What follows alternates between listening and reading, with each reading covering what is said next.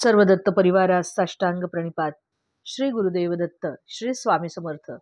दत्त परिवारातील माझ्या माऊलींना येणाऱ्या अक्षय तृतीयेच्या खूप खूप शुभेच्छा. दत्त माझा मी दत्ताचा, रचना श्री गुरुदत्त चरणी अर्पण. तत्पूर्वी चॅनल आवडल्यास लाईक, शेअर आणि सबस्क्राईब जरूर करावे. ज्या दिवशी आपण केलेल्या मंगल कार्य असो, एखादे पुण्य असो, एखादे सत्कर्म असो, त्याचा क्षय कधीच होत नाही, त्यालाच आपण अक्षय तृतीया असे म्हणतो. आता 3.5 मुहूर्तापैकी एक मुहूर्त असणारा हा आपला हिंदू धर्मियांसाठी अतिशय महत्वाचा असणारा दिवस. त्याचप्रमाणे हिंदू धर्मामध्ये हा दिवस आपल्या पूर्वजांचे जे काही ऋण आपल्यावर आहे ते फेडण्याचा देखील मानला जातो.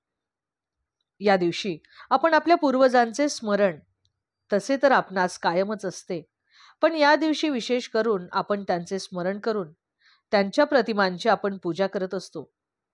या दिवशी बहुतांश लोक हे मातीचे एखादे छोटेसे भांडे किंवा मोठे भांडे आणून त्यात पिण्याचे स्वच्छ पाणी भरून, साहजिकच उन्हाळा आहे त्यामुळे त्या स्वच्छ पाण्यामध्ये आपण जर एक वाळा टाकला तर त्या वाळ्यामुळे त्या पाण्याचा एक छानसा सुगंध येतो.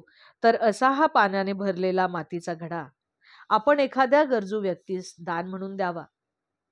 अक्षय तृतीयेच्या दिवशीची पूजेचा विधी आपण पाहूयात. पहाटे लवकर उठून शुचिर्भूत होऊन आपण मातीचा घडा हा एखाद्या नदीवरून किंवा विहिरीवरून भरून आणावा. साहजिकच आजकालच्या काळामध्ये नदीवरून किंवा विहिरीवरून मातीचा घडा भरून आणणे शक्य नसल्यास आपण तो घडा घरीच भरावा आणि त्या घड्याला बाहेरून 5 ठिकाणी चंदन आणि हळदी कुंकवाच्या 5 रेषा वरच्या बाजूने खालपर्यंत काढाव्यात.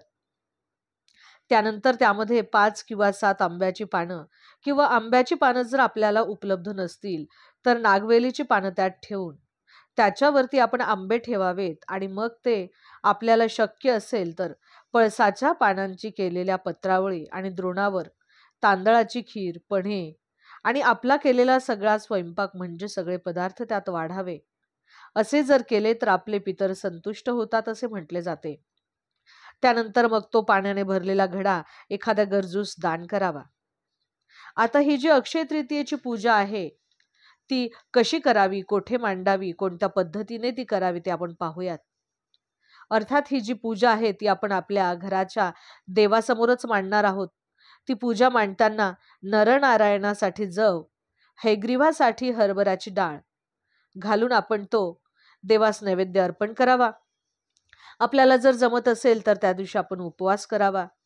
या दिवशी जमल्यास आपल्याला समुद्र स्नान, गंगा स्नान किंवा नदीवरती स्नान आपण करावे आणि या दिवशी आपल्याला अन्नधान्य किंवा उन्हाळ्याचा त्रास होऊ नये म्हणून जे काही शीतपदार्थ, पेय, फळे, भाज्या यापैकी ज्याचे आपल्याला यथाशक्ती दान देता येईल ते आपण एखाद्या गरजूस द्यावे.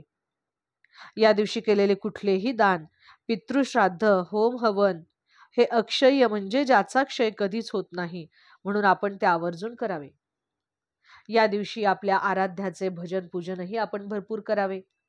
या दिवशीच व्यासांनी महाभारत हा ग्रंथ रचण्यास आरंभ केला होता आणि अर्थातच ते लिहिण्याचे काम श्री गणेशाने केले हे आपणा सगळ्यांना ठाऊक आहेच. याच दिवशी नरनारायणांची जयंती, बसेश्वरांची जयंती, हैग्रीवांची जयंती, अन्नपूर्णा जयंती, परशुराम जयंती याच दिवशी असते.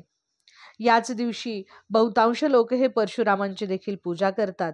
याच दिवशी बद्रीनारायणाच्या देवळाचे दार उघडले जाते आणि ते दिवाळीला भाऊबीजेलाच बंद केले जाते.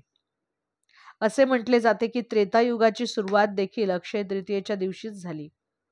आता ह्या दिवशी काय काय खरेदी करावे ते आपण पाहूयात, कारण या दिवशी आपण जे काही खरेदी करणार आहोत ते कधीही नाश पावणार नाही. म्हणून या दिवशी जमल्यास जडजवाहीर, जागा, सोने, शस्त्रास्त्रे, चांगल्या वस्तू, कपडे आणि सर्व चांगल्या वस्तू घेऊ शकता, नवीन संकल्प करू शकता. कारण आपण आजच्या दिवशी सुरू केलेल्या कुठल्याही चांगल्या कामाचा क्षय कधीच होणार नाही. आता काय चांगले करावे तसेच आपण या दिवशी काय करू नये ते देखील पाहूयात. तर अशा काही गोष्टी असतात ज्यांची कटकट आपल्याला आपल्या मागे नको असते, जसे की कोर्ट कचेऱ्या, दवाखाने. तर आवश्यकता नसेल तर या दिवशी तरी किमान आपण दवाखान्यामध्ये किंवा कोर्ट कचेरीमध्ये जाणे टाळावे. या दिवशी आपण केस कापू नये, नखे कापू नये. ह्या गोष्टी आपण या दिवशी करू नये. मी तर म्हणेन की ज्याला कधीही क्षय नाही असे माझ्या दत्त माऊलीचे नाम आणि ते दररोज घेण्याचा संकल्प, जेणेकरून कायम करता आपला संकल्प हा अक्षय्य राहील आणि दत्त महाराजांची कृपा, त्यांच्या कृपेचा वरदहस्त आपल्याशिरी सतत राहील. म्हणून आपण दत्त नामस्मरण करण्याचा संकल्प या अक्षय तृतीयेच्या दिवशी आपण करूयात. पुन्हा एकदा सर्वांना अक्षय तृतीयेच्या खूप खूप शुभेच्छा. अवधूत चिंतन श्री गुरुदेव दत्त.